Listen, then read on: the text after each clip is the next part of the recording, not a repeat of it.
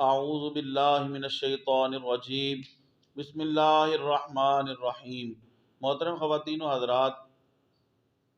قربانی کے دنوں میں عوام میں یہ مشہور ہے کہ جو لوگ قربانی کر رہے ہیں ان کا عید الاضحیٰ کے دن روزہ ہوتا ہے۔ محترم خواتین و حضرات، عید الاضحیٰ کے دن کوئی روزہ نہیں ہوتا۔ اصل میں بات یہ ہے کہ عید الاضحیٰ میں سنت یہ ہے کہ نماز پڑھ کے آئیں اور نماز عید پڑھنے کے بعد آپ اپنے جانور کی قربانی کریں، اور ذبح کرنے کے بعد آپ کے پیٹ کے اندر جو پہلا لقمہ جائے وہ اللہ تبارک و تعالیٰ کی راہ میں اس کی رضا حاصل کرنے کے لیے جو جانور ذبح کیا گیا ہے اس کا گوشت ہو جو آپ کے پیٹ کے اندر جائے۔ لیکن واجب الاحترام یہ بھی کوئی فرض اور واجب نہیں ہے۔ بعض احباب پیشنٹ ہوتے ہیں، مریض ہوتے ہیں شوگر کے، ان سے بھوک برداشت نہیں ہوتی، یا مریض نہ بھی ہوں، لاغر کمزور ہیں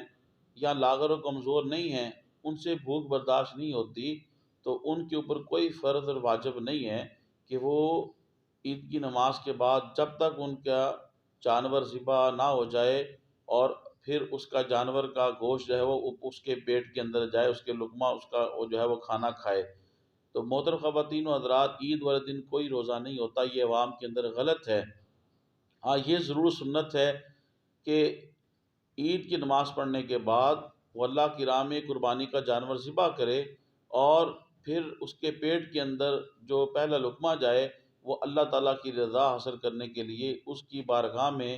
اور اس کے راستے میں جو اس کی رضا حاصل کرنے کے لیے جانور ذبح کیا ہے اس کا گوشت ہو۔ تو محترم خواتین و حضرات، تبلیغ دین کی نیت سے میرے اس ویڈیو کو آپ زیادہ سے زیادہ شیئر فرمائیں، میرے یوٹیوب اسلامک چینل کو سبسکرائب فرمائیں، یوٹیوب پہ کمنٹس کریں، لائک کریں، بیل آئیکن کو ضرور آپ کلک کریں تاکہ میری ہر آنے والی ویڈیو جو ہے وہ آپ کو مل جائے۔ السلام علیکم ورحمۃ اللہ وبرکاتہ۔